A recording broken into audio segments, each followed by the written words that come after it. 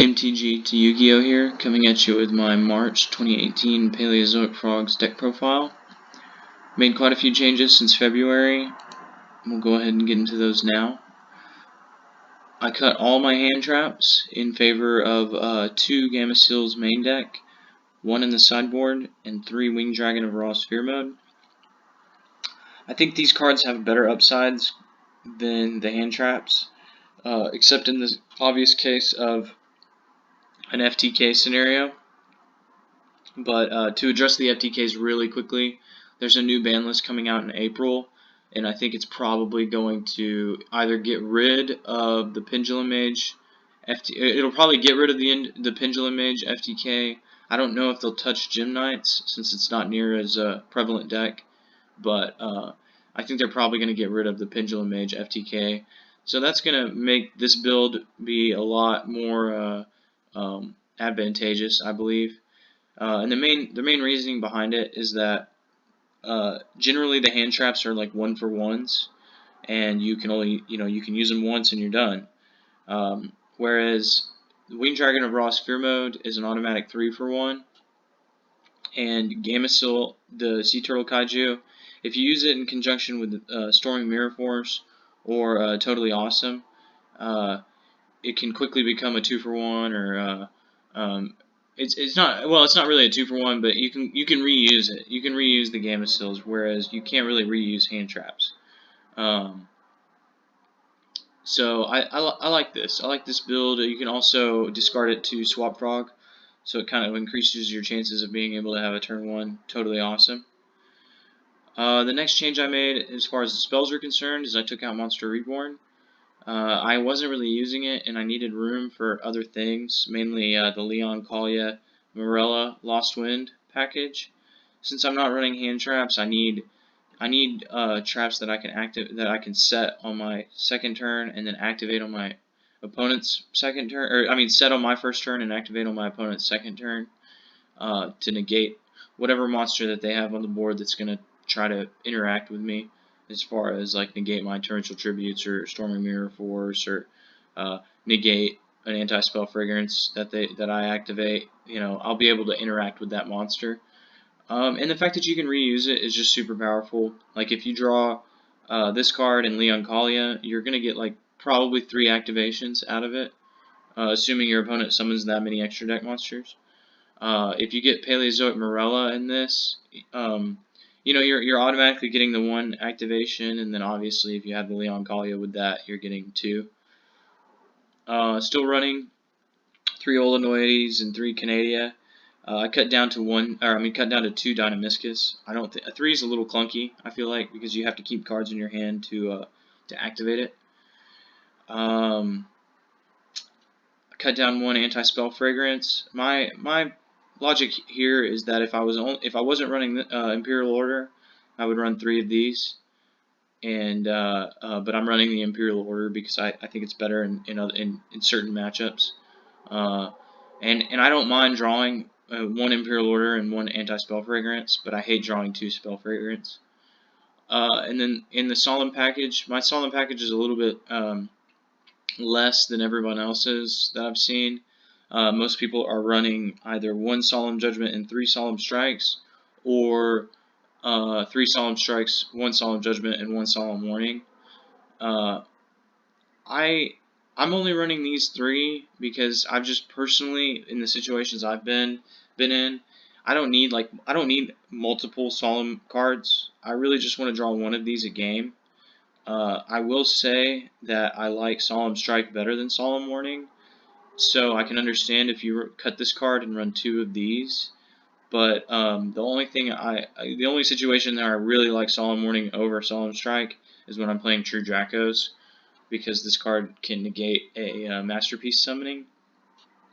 So and that's the and that is one of this deck's worst matchups. So I decided to keep the Solemn Warning instead of having a second Solemn Strike. But with Lost Wind, I feel like I have enough here that I can. These almost act like a Gamma Seal in the sense that you can, that 1 boss monster that's causing you problems, you can negate their effect, and then go on with your day. But the fact that since I'm running 2 Gamma main, I don't think that I need like 3 Solemn Strikes or 2 Lost Winds or something like that. I think these 2 are fine, uh, and then in conjunction with the Gamma Seals. In the extra deck, I'm just running. I made one change. I took out 1 Mistar Boy for an Underclock Taker. You really don't need 3 Mistar Boys, and there are some situations where Underclock Taker can actually be a pretty good card. I'm not going to get into all of them right now, but the basic idea is that if your opponent has a monster with a higher attack, you can use this card and still get it totally awesome, and then be able to attack with your totally awesome instead of having to go into something like a Sky Cavalry or a Phantom Knight's Cursed Javelin, because these cards are good at dealing with really high attack monsters or indestructibles or whatever, but they're not like these are sort of like last resort cards. You really just want to get it totally awesome. So Underclock Taker can help in situations like that. Sideboard changes, like I already mentioned, the taking out the hand traps for the Gamma Seals and the Winged Dragon of Ra. I also I ditched the Mask of Restrict. I wasn't really a huge fan of that card. And I'm running 3 Rivalry of Warlords. I think this card is just really powerful right now. It can prevent our opponent from going into their extra deck.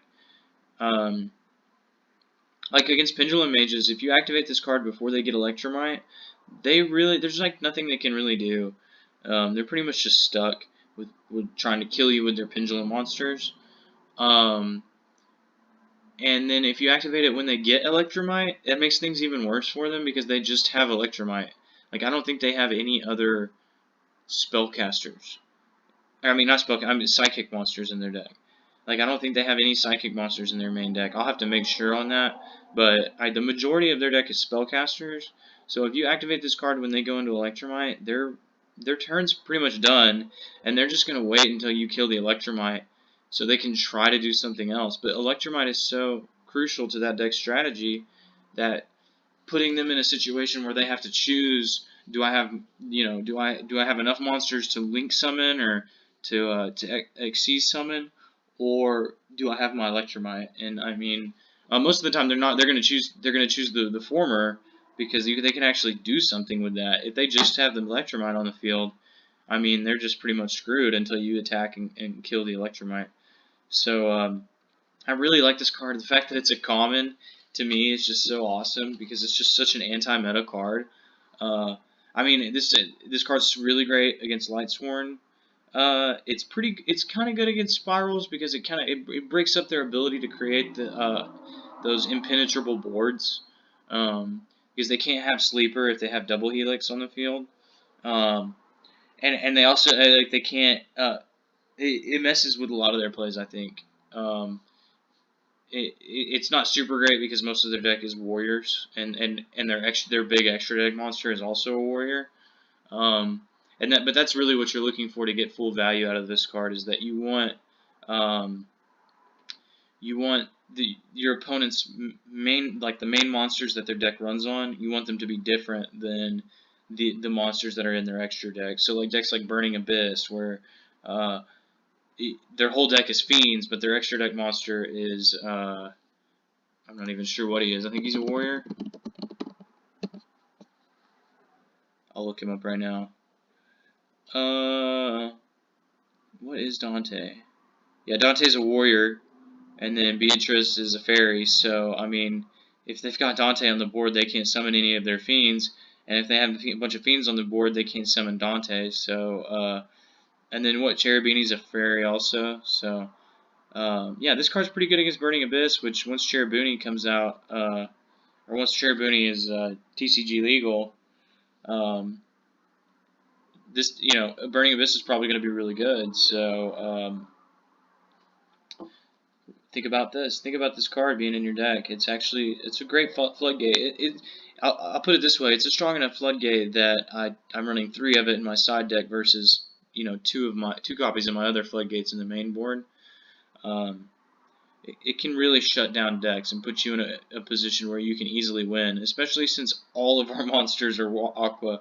And in our extra deck, I mean, We can't Cat Shark combo with this on the field, but we can, we can totally awesome. Oh, we can't even use Cat Shark. We can still get totally awesome. We can still get Paleozoics. We can still get Missed Our Boys with this card on the field. So, and hopefully, if you're playing, if you've sided this card in, you know that it's going to really break your opponent's back. But yeah, that's Paleozoic Frogs, March 2018. Like I said, this deck is really great going first, but it's not as good going against the FTK decks. But against the impenetrable board decks, I think that this is a much more consistent build than the one I posted in February. Anyways, thanks guys. I'll probably post some replays shortly. Keep on keeping on.